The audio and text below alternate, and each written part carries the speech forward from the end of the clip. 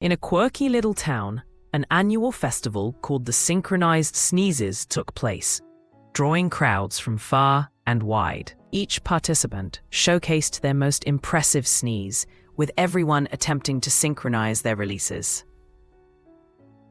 Outfits adorned with dazzling tissues made the event even more colorful, and the townsfolk awarded trophies for categories like loudest sneeze and most creative sneeze style. Laughter echoed as spectators recounted the history behind the festival, started by a comical misunderstanding of a sneeze that caused a domino effect of hilarity. Uniting joy and laughter, the festival became a reminder that sometimes the absurd can bring people together in the most unexpected ways.